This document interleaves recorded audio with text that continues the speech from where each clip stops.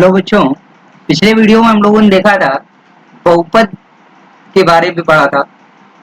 Part 1 में देखा था बहुपद क्या होता है, बहुपद के टाइप्स कुछ बताए थे और बहुपद, द्विघात बहुपद और त्रिघात बहुपद मेनली जो हमारे सिलेबस में है उसके बारे में बात की थी और उसके कुछ फॉर्मूलों के बारे में बात की गई।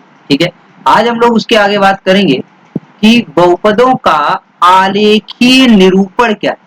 आलेखीय निरूपण जो हम लोग नॉर्मली ग्राफ बोलते हैं कि किसी बहुपद का ग्राफ कैसा होगा उस पर बात करेंगे और उसके शून्यकों के बारे में बात करेंगे, क्योंकि पिछले वीडियो में हमने शून्यक बता दिया था कि शून्यक होता क्या है किसी बहुपद का। लेकिन आज हम लोग ग्राफ के माध्यम से समझेंगे कि दिया, सबसे पहली बात कई चीजें हमें देखनी है कि हमको अगर कोई ग्राफ दिया है तो उस ग्राफ को देखकर हमें सबसे पहले तो ये पता लगाना है कि वो ग्राफ किस बहुपद का है, रैखिक बहुपद का है, द्विघात बहुपद का है या त्रिघात बहुपद का है। हाई स्कूल में सिलेबस में त्रिघात तक ही पर्याप्त, ठीक है। और फिर उस ग्राफ को देखकर क्वेश्चंस पूछे जाते हैं बोर्ड एग्जाम में कि एक ग्राफ दे देगा आपको बहुपद का और बोला जाएगा बताइए इसमें जो बहुपद है उसके शून्यकों की संख्या कितनी है। तो हमने पिछले वीडियो में बताया था कि अगर रैखिक बहुपद है तो उसमें एक शून्यक होगा, द्विघात बहुपद है दो शून्यक होंगे, त्रिघात बहुपद है तो तीन शून्यक होंगे। और हमने पिछले वीडियो में बताया भी था कि द्विघात बहुपद के हम लोग दो शून्यक लेते हैं, एक अल्फा और एक बीटा, और त्रिघात बहुपद के तीन शून्यक लिए जाते हैं, अल्फा बीटा गामा।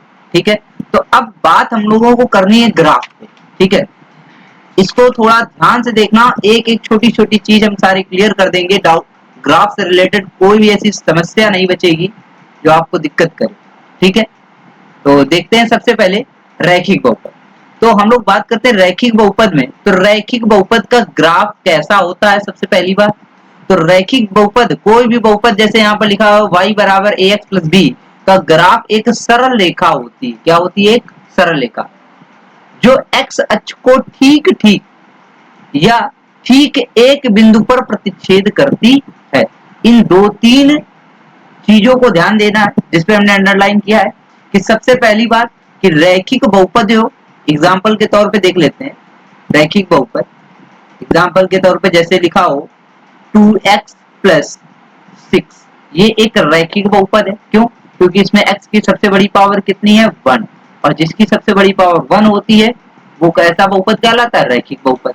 अब अगर ये रैखिक बहुपद है तो रैखिक बहुपद अगर है तो हम लोगों का रैखिक बहुपद का ग्राफ क्या होता है? तो रैखिक बहुपद का जो ग्राफ है वो एक सरल रेखा होती है, स्ट्रेट लाइन होती है। ठीक है, और समझने के लिए ग्राफ हम यहाँ पर ले लिए हैं, इसको आप देख सकते हैं कि ये एक स्ट्रेट लाइन बनी हुई है, ये एक स्ट्रेट लाइन है, ये पूरी एक स्ट्रेट लाइन है और ये एक रैखिक बहुपद का ग्राफ है। यहाँ पर आप देखेंगे ये सीधे स्ट्रेट लाइन बनी हुई है, सीधे ये जा रही हुई है, ये एक सीधी स्ट्रेट लाइन बनी हुई है। ठीक, और एक कंडीशन और होनी चाहिए कि एक्स अक्ष को ठीक एक बिंदु पर प्रतिच्छेद भी करना चाहिए। तो ये हमारा वाई अक्ष है, ये हमारा क्या है? वाई अक्ष है, और ये हमारा क्या है? एक्स अक्ष है। तो देखा जाए तो ये एक्स अक्ष को इस बिंदु पर क्या कर रहा है? प्रतिच्छेद कर रहा है। ठीक है, तो कंडीशन क्या है? सबसे दो तीन चीजें हैं मेनली, उनको ध्यान देना है कि रैखिक बहुपद, कोई भी रैखिक बहुपद होगा उसका जो ग्राफ होगा, जो आलेख होगा वो एक सरल रेखा होगी जो एक्स अक्ष को ठीक एक बिंदु पर प्रतिच्छेद करेगी। ठीक है, समझ आ गई बात? कोई भी ग्राफ होगा, अगर कोई भी रैखिक बहुपद है, ये हमारा एक्स हो गया, एक्स अक्ष हो गया, और ये हमारा वाई अक्ष हो गया, तो किसी भी रैखिक बहुपद का ग्राफ जो है ये एक स्ट्रेट लाइन इस प्रकार से बनेगा। ठीक है, इस तरह से बनेगा। समझ आ गई बात? और हम लोग इसके शून्यक को कैसे पहचानेंगे? तो शून्यक को पहचानने का तरीका बहुत सा सिंपल है, बहुत सिंपल सा तरीका है कि जो हमारा एक्स अक्ष है, ये है हमारा एक्स अक्ष, और एक्स अक्ष को, ये तो हमारा हो गया मूल बिंदु, एक्स अक्ष को ये जो रैखिक बहुपद का ग्राफ है ये एक्स अक्ष को कितने बिंदुओं पर प्रतिच्छेद करता है?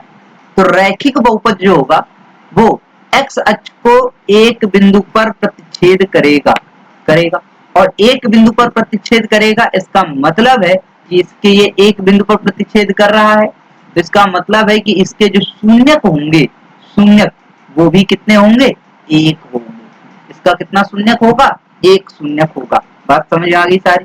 तो हमें ग्राफ देखकर केवल ये बताना होता है कि अगर स्ट्रेट लाइन है तो हम ये देख के बता देंगे कि ये किसका ग्राफ है, तो ये एक रैखिक बहुपद का ग्राफ है। सबसे पहली बात ग्राफ देखकर हमें पता होना चाहिए कि ये ग्राफ किसका है। तो रैखिक बहुपद का ग्राफ है क्योंकि एक स्ट्रेट लाइन बना हुआ है।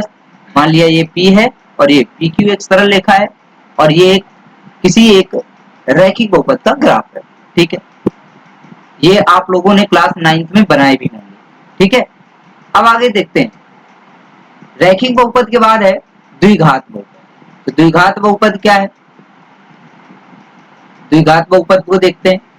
तो द्विघात बहुपद में क्या है कि द्विघात बहुपद y बराबर ax square plus bx plus c, जहां पर a डज नॉट इक्वल 0 का आलेख ऊपर की ओर खुला, जैसे चित्र में दिखाया जा रहा है, ऊपर की ओर खुला या नीचे की ओर खुला एक परवलय होता है। रैखिक बहुपद कैसा होता है, रैखिक बहुपद का आलेख हमने बताया कि स्ट्रेट लाइन होती है, सरल रेखा होती है। क्लियर, और वो एक एक्स अक्ष को एक बिंदु पर प्रतिच्छेद करता है। अब एक बिंदु पर प्रतिच्छेद करता है इसलिए उसका एक शून्यक होता है। तीनों चीजें क्लियर हो गई। अब द्विघात बहुपद की बात करते हैं। द्विघात बहुपद मेन इसी पे फोकस करना है आपको, द्विघात बहुपद पे ही। इससे कई टाइप के क्वेश्चन बनते हैं। द्विघात बहुपद क्या है कि द्विघात बहुपद y बराबर ax square plus bx plus c, a does not equal 0। हाँ, इस चीज को भी गौर से ध्यान से देखें। a डज नॉट इक्वल 0 क्यों लिखा है, a डज नॉट इक्वल 0 इसलिए होता है कि ये a जो है एक्स स्क्वायर का कोफिशिएंट है, गुणांक है। अगर एक्स स्क्वायर का ये गुणांक हमारा 0 के इक्वल हो जाएगा, 0 के इक्वल हो जाएगा, तो एक्स स्क्वायर ये पूरा क्या हो जाएगा, ये पूरा पार्ट हो जाएगा 0। क्या हो जाएगा, 0। और अगर ये पूरा 0 हो जाएगा तो फिर ये कैसा बहुपद बचेगा, ये फिर बचेगा, ये फिर बन जाएगा हमारा क्या, रैखिक बहुपद। इसीलिए द्विघात बहुपद में एक्स स्क्वायर का जो कोफिशिएंट होता है, गुणांक होता है a, वो कभी भी 0 के बराबर नहीं होता है। समझ में आ गई बात, ये क्लियर हो गई। आगे अब ऊपर की ओर और या नीचे की ओर खुला हुआ एक परवलय होता है। ये जो आकार ऐसे बना हुआ है, ये इसको हम लोग परवलय बोलते हैं।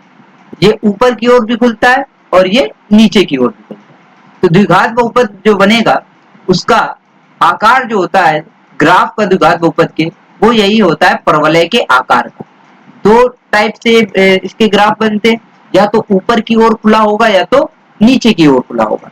ऊपर की ओर भी हो सकता है और नीचे की ओर भी हो सकता है, वो अकॉर्डिंग टू जो हमारा बहुपद होगा उसके अकॉर्डिंग होगा। ठीक है, अब यहाँ पर कुछ बच्चों का ये डाउट होगा कि हमें कैसे पता चलेगा सर कि कब ऊपर होगा और कब नीचे खुलेगा। इस बात पे भी थोड़ी देख लेते हैं, बात कर लेते हैं कि ये ऊपर की ओर ही कब खुलेगा और नीचे की ओर कब खुलेगा। तो इसके बारे में देखते हैं।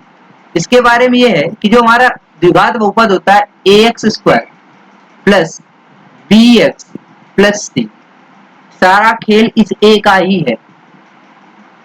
अगर a की वैल्यू 0 से, a की वैल्यू 0 से बड़ी है, a की वैल्यू 0 से बड़ी है, तो ये हमारा ऊपर की ओर खुलेगा। कहां खुलेगा, ऊपर की ओर। और अगर a की वैल्यू 0 से छोटी है, a की वैल्यू 0 से छोटी है, तो फिर ये हमारा नीचे की ओर खुलेगा। इस बात को याद रखें। ठीक है, द्विघात बहुपद का जो ग्राफ है वो एक परवलय के आकार का होता है। ठीक है, ये परवलय क्या होता है इसके बारे में गहनता से फर्स्ट इंटर में पढ़ेंगे। ठीक है, वहां पर है परवलय, परवलय की बात वहां पर होगी। यहाँ पर ये सिर्फ जान लें कि ये जो ऊपर की ओर इस तरह से ये निशान बना हुआ खुला हुआ और ये नीचे की ओर, ये से हम लोग परवलय बोलते हैं। ठीक है, अब ये ऊपर की ओर कब खुला हुआ बनेगा बहुपद और नीचे की ओर खुला हुआ कब होगा, तो उसका कारण हमने बता दिया कि जो a है एक्स स्क्वायर का, ये जो गुणांक है a, ये a अगर 0 से बड़ा है तो फिर कैसे खुलेगा, ऊपर की ओर। अगर a 0 से छोटा है तो ये कहां को खुलेगा, नीचे की ओर। इस बात का ध्यान रखें। ठीक है, और ये जो परवलय होता है वो एक्स अक्ष को क्या करता है, प्रतिच्छेद करता है। अगर एक्स अक्ष को प्रतिच्छेद नहीं करेगा तो शून्य ही नहीं होंगे, सीधी सी बात। ठीक है, इस द्विघात बहुपद में कई कंडीशंस होती हैं इसके ग्राफ में, ठीक है। इसके ग्राफ जो होते हैं अलग अलग टाइप के होते हैं। इसमें मेनली 3 स्थितियां बनती हैं। कौन कौन सी 3 स्थितियां बनती हैं? तो हम सबसे पहली स्थिति के बारे में बात करते हैं।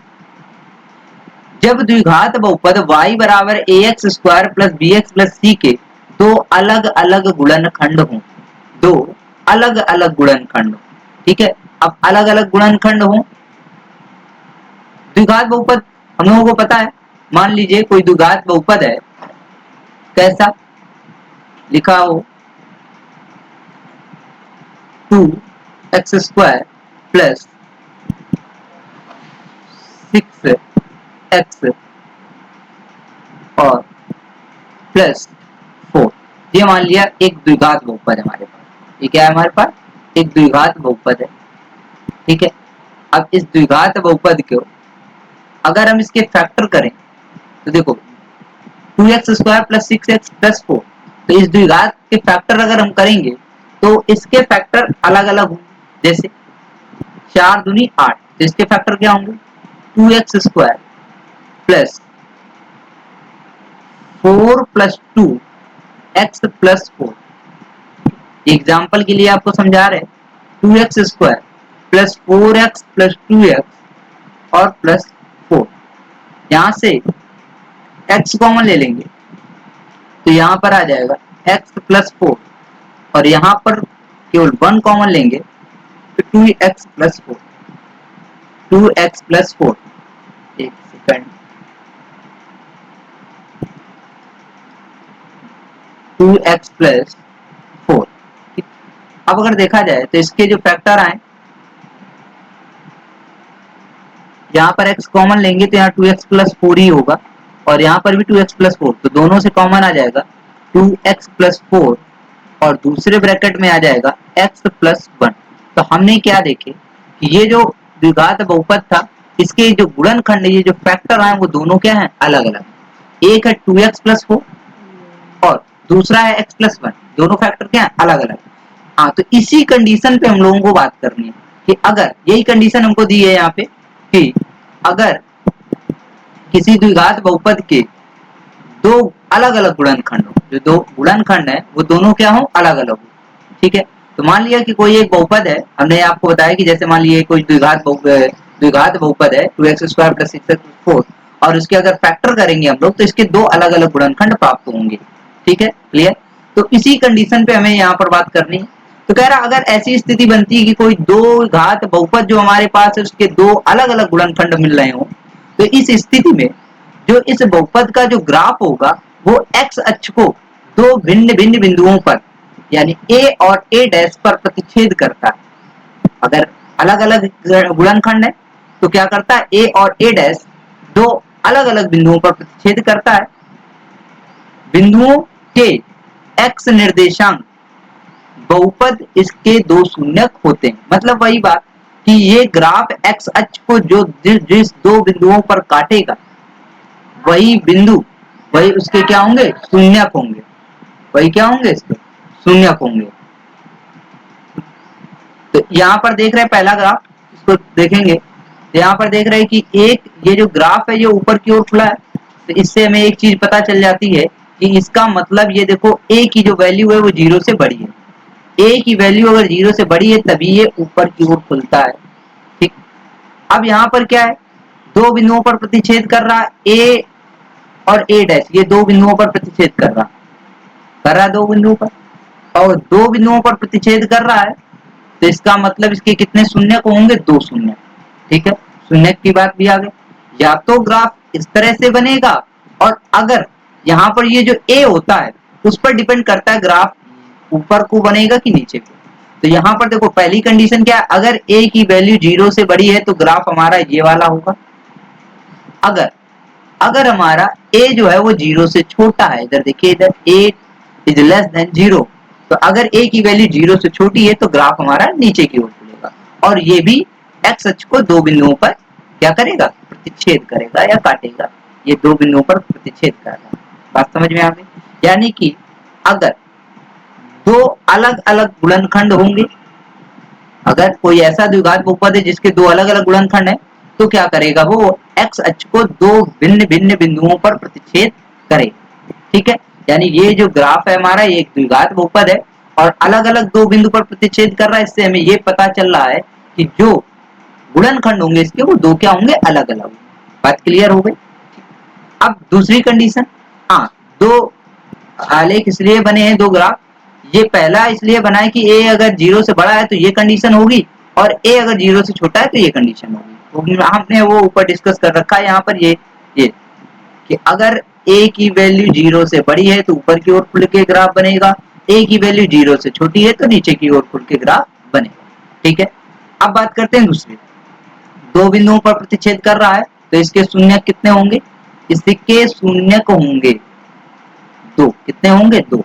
और मेनली द्विघात बहुपद के दो शून्य हुए होते हैं और ये x अक्ष को दो बिंदुओं पर प्रतिच्छेद कर रहा है यानी इसके दो शून्य। ठीक है, इसके बाद आगे हम बात करेंगे दूसरा पॉइंट क्या है, कह रहा है जब द्विघात बहुपद y बराबर ax square plus bx plus c के दो समान गुणनखंड जिनके फैक्टर क्या हो, सेम हो, समान गुणनखंड। जैसे मान लो कोई द्विघात बहुपद है और उसके गुणनखंड क्या है, समान जैसे मान लिया समान, एक एग्जांपल देख के बता रहे हैं, मान लिया कि x प्लस 2 ये भी है और दूसरा भी गुणनखंड इसका x प्लस 2, किसी द्विघात बहुपद के मान लो x प्लस 2, ऐसे समझ लो x square plus 4x plus 4। इसके अगर हम लोग फैक्टर करेंगे तो अगर देखा जाएगा तो इसके फैक्टर होंगे x प्लस 2 तो इसके दोनों फैक्टर क्या है, समान। तो वही कंडीशन, उसी कंडीशन पे हमें बात करनी है कि अगर कोई द्विघात बहुपद इस प्रकार का है हमारे पास कि उसके दो समान गुणनखंड हो तो इस पे क्या होगा, तो कह रहा है इस स्थिति में ग्राफ x अक्ष को एक बिंदु अर्थात दो संपाती बिंदुओं पर प्रतिच्छेद करता है। मतलब जो ग्राफ होगा, ये नीचे ग्राफ देख रहे हैं आप लोग, वो x अक्ष को एक बिंदु पर, ये एक बिंदु पर क्या करेगा, प्रतिच्छेद करेगा या स्पर्श करेगा कह सकते हैं। ठीक है, दो बिंदु, अब एक ही बिंदु है तो इसके दो शून्य कैसे होंगे, इस पर बात हो कि अगर एक ही बिंदु है तो दो शून्य कैसे होंगे। सिंपल सी बात है, अगर ये पहली बात इसीलिए हमने बताया कि अगर ये परवलय के आकार का ग्राफ है इसका मतलब ये द्विघात बहुपद का ग्राफ है और द्विघात बहुपद के ग्राफ में दो शून्य को होते हैं, लेकिन हमको कैसे पता चले, यहाँ तो एक ही बिंदु पर स्पर्श हो रहा है, एक बिंदु पर स्पर्श होगा तो x अक्ष पर ये एक बिंदु पर स्पर्श कर रहा, इसका मतलब एक ही शून्य होना चाहिए, नहीं, इसके दो शून्य होंगे क्योंकि इसके दोनों गुणनखंड क्या है, इक्वल है। अब इक्वल है, अगर यहाँ से हम इसके शून्य निकालेंगे इस गुणनखंड में तो x प्लस 2 इक्वल 0 तो x बराबर क्या आएगा, -2। इसी प्रकार से दूसरा भी वैल्यू क्या आएगी, -2। यानी दोनों शून्य हमारे क्या होंगे, सेम होंगे दो, लेकिन दोनों क्या होंगे, सेम होंगे, और सेम होंगे इसीलिए हमें वो एक ही बिंदु पर क्या दिखाई पड़ेंगे। समझ आ गई बात। अगर इस तरह से कहीं आपको ग्राफ दिख रहा है वो x अक्ष को एक ही बिंदु पर स्पर्श करके बना हुआ है तो इसका मतलब ये द्विघात बहुपद है, इसके शून्य भी दो होंगे लेकिन दोनों शून्य समान होंगे। क्या होंगे, समान। इसमें अलग अलग थे, ऊपर वाले में गुणनखंड, इसलिए दोनों दो बिंदुओं पर अलग अलग प्रतिच्छेद कर रहे थे, इसलिए हमें इजीली से दो शून्य समझ में आ रहे थे कि x अक्ष को दो बिंदुओं पर प्रतिच्छेद कर रहा है इसलिए इसके दो शून्य हैं। लेकिन यहाँ दोनों गुणनखंड समान है यानी इसके दोनों शून्य सेम होंगे, इसलिए एक ही बिंदु पर स्पर्श करते हुए दिखाई देते हैं। समझ में आ गई बात। लेकिन ये भी द्विघात बहुपद का है, इसके भी दो शून्य होंगे और ऊपर वाला भी द्विघात बहुपद का ग्राफ है उसके भी दो शून्य होंगे। क्लियर हो गई बात। अब इसकी तीसरी कंडीशन पे बात करेंगे। तो तीसरी कंडीशन क्या है इसकी, तीसरी कंडीशन है इसकी जब द्विघात बहुपद y बराबर ax square plus bx plus c के गुणनखंड संभव ना हो। कभी कभी हमें ऐसा बहुपद मिल जाता है जिसके फैक्टर ही नहीं होते, गुणनखंड ही नहीं होते हैं, तो हम लोग द्विघात बहुपद के जब गुणनखंड नहीं होते तो श्रीधराचार्य फॉर्मूला 9th में देखा होगा, या द्विघाती सूत्र भी हम लोग बोलते हैं, उसका यूज करके हम x की वैल्यू फाइंड आउट करते हैं, ठीक है। लेकिन यहाँ हमें x की वैल्यू से मतलब नहीं है, यहाँ हमें कंडीशन समझना है कि अगर गुणनखंड ही संभव ना हो, फैक्टर ही ना हो रहे हैं, तो उसका ग्राफ किस तरह से बनेगा। तो देखिए इस स्थिति में क्या होता है, x अक्ष को, इस स्थिति में x अक्ष को स्पर्श अथवा प्रतिच्छेद नहीं करता, ना स्पर्श करेगा ना प्रतिच्छेद करेगा, तथा इसके कोई शून्यक नहीं होते हैं, इसके कोई शून्यक नहीं होते, इसके जो शून्यकों की संख्या है वो शून्य होती है। भाई शून्यक क्या होते हैं, x की वो वैल्यू होते हैं जिससे पूरे बहुपद की वैल्यू 0 हो जाए। अब यहाँ पर x की ऐसी कोई वैल्यू ही नहीं होगी जो इस बहुपद को क्या कर पाएगा, 0, इसलिए इसमें शून्यकों की संख्या क्या होगी, 0, ठीक।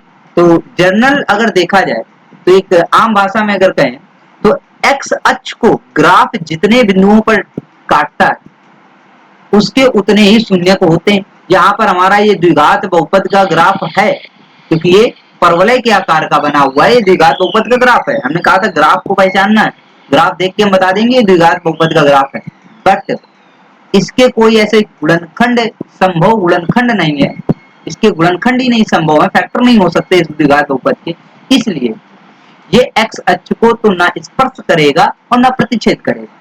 अगर ना स्पर्श करेगा ना प्रतिच्छेद करेगा x अक्ष को, तो इसके कोई शून्यक भी नहीं होंगे, इसके शून्यकों की संख्या शून्य होगी। ओके, दो ग्राफ इसलिए दिखाए जाते हैं, हमेशा दो कंडीशन होती है, एक ऊपर की ओर एक नीचे की ओर, और ये कब कब होती है ऊपर बता चुके हैं। अगर a की वैल्यू 0 से बड़ी है तो ऊपर की ओर खुलेगा, अगर a की वैल्यू 0 से छोटी है तो नीचे की ओर खुलेगा। क्लियर हो गई बात, ठीक है। अब आगे बात करते हैं त्रिघात बहुपद पे। त्रिघात बहुपद क्या है, त्रिघात बहुपद हमने पिछले वीडियो में बताया था, ऐसा बहुपद जिसकी सबसे बड़ी पावर कितनी होती है, 3, ठीक है। अब इसका ग्राफ कैसा होता है, तो कह रहा है त्रिघात बहुपद का ग्राफ कोई निश्चित आकार का नहीं होता है। सबसे पहले जैसे हमने बताया रैखिक बहुपद फिक्स है कि एक स्ट्रेट लाइन होगी, सरल रेखा होगा, ठीक है। द्विघात बहुपद में हमने क्या बताया कि द्विघात बहुपद का ग्राफ ऊपर की ओर या नीचे की ओर खुला हुआ एक परवलय होता है, लेकिन त्रिघात बहुपद का ग्राफ की कोई आकार निश्चित नहीं है, तो फिक्स आकार नहीं है। परंतु त्रिघात बहुपद की स्थिति में ग्राफ x अक्ष को कम से कम एक बार और अधिक से अधिक 3 बार प्रतिच्छेद करेगा, x अक्ष को 3 बार प्रतिच्छेद करेगा। अतः त्रिघात बहुपद के अधिक से अधिक 3 शून्यक हो सकते हैं, ये हमें पता है, त्रिघात बहुपद के 3 शून्यक होते हैं, ठीक है। अब त्रिघात बहुपद का ग्राफ क्या कोई फिक्स आकार नहीं होता, लेकिन वो x अक्ष को अधिक से अधिक कितने बिंदुओं पर प्रतिच्छेद करेगा, 3। तो यहाँ पर ये ग्राफ देखते हैं हम, ये x अक्ष है हमारा, ये क्या है, ये हमारा x अक्ष है, और x अक्ष को यह ग्राफ जो है कितनी बिंदुओं पर प्रतिच्छेद कर रहा है, 1, 2 और 3, यानी इसका मतलब इसके शून्यक कितने होंगे, 3 होंगे। कितने होंगे, इसके अगर शून्यक की बात की जाए तो इसके शून्यक कितने होंगे, इसके शून्यक होंगे 3, और अगर 3 शून्यक तो 3 शून्यक किसके होते हैं, त्रिघात बहुपद के होते हैं। इसका मतलब ये जो ग्राफ है वो त्रिघात बहुपद का ग्राफ है, और अगर इस ग्राफ को देखकर शून्यक निकालना हो तो ये हम देखेंगे x अक्ष को कितने बिंदुओं पर प्रतिच्छेद कर रहा है, 3 बिंदुओं पर प्रतिच्छेद कर रहा है, इसलिए इसके शून्यकों की संख्या कितनी होगी, 3। समझ आ गई बात। यही सबसे ज्यादा बोर्ड पेपर में पूछा जाता है कि ग्राफ दिया होगा और आपसे पूछेगा कि बताइए इस पे शून्यकों की संख्या कितनी है, ठीक है। अब इसी से संबंधित जो यूपी बोर्ड एग्जाम में क्वेश्चन पूछे जाते हैं ग्राफ से संबंधित, उनको देख लेते हैं, ठीक है। फटाफट देखते हैं, बाकी अगर किसी को कोई भी समस्या है तो कमेंट बॉक्स पे कमेंट कर दें, उसको अगले वीडियो पे उस समस्या को दूर करने का प्रयास किया जाएगा, ठीक है। अब पहला क्वेश्चन इस पे दिया है, कह रहा है दिए गए आलेख में पहचानिए कि कौन सा आलेख रैखिक बहुपद है, कौन सा द्विघात बहुपद है, कौन सा त्रिघात बहुपद है, हमें पहचान के बताना। तो हमने ऊपर बता दिया है आपको। अब अगर देखा जाए तो पहला जो ये बना हुआ है ग्राफ, ये किस प्रकार का बना हुआ है, ये एक परवलय की ओर बना हुआ, कैसा बना है, परवलय के आकार का, और परवलय के आकार का जो ग्राफ होता है वो किसका होता है, द्विघात बहुपद का। किसका होता है, द्विघात बहुपद। इसका मतलब ये द्विघात बहुपद का ग्राफ है। सेकंड वाला अगर देखें हम, सेकंड वाला क्या है, ये भी एक परवलय के आकार का है, नीचे की ओर खुला है और x अक्ष को एक बिंदु पर प्रतिच्छेद कर रहा है। तो हमने बताया था ये कंडीशन कब आती है, जब एक बिंदु पर ही प्रतिच्छेद करता है या स्पर्श करता है। ये कंडीशन तब आती है जब द्विघात बहुपद के दो समान फैक्टर होते हैं। दो समान गुणनखंड होते हैं तो ऐसी कंडीशन बनती है कि वो एक ही बिंदु पर स्पर्श करते हैं, ठीक है। लेकिन ये भी कैसा है, ये भी द्विघात बहुपद का ही ग्राफ है। किसका है? द्विघात बहुपद। क्यों? क्योंकि ये परवलय के आकार का है, नीचे की ओर खुला हुआ परवलय के आकार का बना हुआ है, ठीक है। तीसरा अगर देखते हैं तो तीसरे में देखते हैं एक स्ट्रेट लाइन बनी हुई है। क्या बनी हुई? Straight line. और स्ट्रेट लाइन अगर बनी है तो कैसा है? रैखिक। ये कैसा बहुपद है? रैखिक बहुपद बताया हमने। रैखिक बहुपद का ग्राफ क्या होता है? एक स्ट्रेट लाइन होता है। समझ में आ गई बात? अगर चौथा ग्राफ देखा जाए तो चौथा ग्राफ क्या है? ये एक्स अक्ष को अधिक से अधिक कितने बिंदुओं पर प्रतिच्छेद कर रहा? 1 2 3। इसका मतलब इसके 3 शून्यक हैं और 3 शून्य किसके होते हैं? त्रिघात बहुपद। ये त्रिघात बहुपद है हमारा। कौन सा है? त्रिघात बहुपद। बात समझ में आ रही ना? सिंपल सी बात है। जो ऊपर नीचे की ओर खुले हुए परवलय के आकार के होंगे वो द्विघात बहुपद होंगे, जो स्ट्रेट लाइन का ग्राफ होगा वो रैखिक बहुपद का होगा, और जो इस प्रकार से बना होगा जो एक्स अक्ष को 3 भिन्न भिन्न बिंदुओं पर प्रतिच्छेद कर रहा होगा वो त्रिघात बहुपद का ग्राफ होगा। ग्राफ देख के अब समझ जाएंगे, ठीक है। आगे बात करते हैं, इसका एक और है 5वां नंबर, उसको बताते हैं। तो 5वां नंबर भी जो है वो भी कैसा है? नीचे की ओर खुला हुआ परवलय है।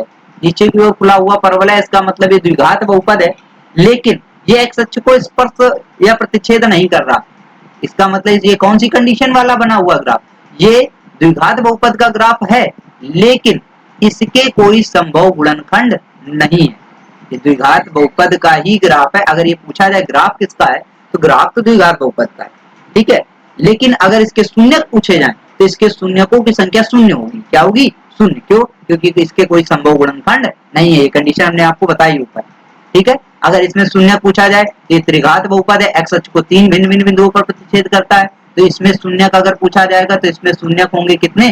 3। कितने होंगे? शून्यकों की संख्या कितनी होगी?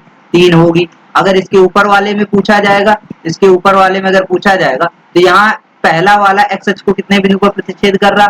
2 बिंदुओं पर प्रतिच्छेद कर रहा। कितने बिंदुओं पर प्रतिच्छेद कर रहा? 2 बिंदुओं पर प्रतिच्छेद कर रहा, ठीक है। इसका मतलब अगर 2 बिंदुओं पर प्रतिच्छेद कर रहा है, 2 बिंदुओं पर अगर प्रतिच्छेद कर रहा है तो इसके कितने शून्यक होंगे? 2 शून्यक है। वैसे भी द्विघात बहुपद के 2 शून्यक होते हैं, ठीक है।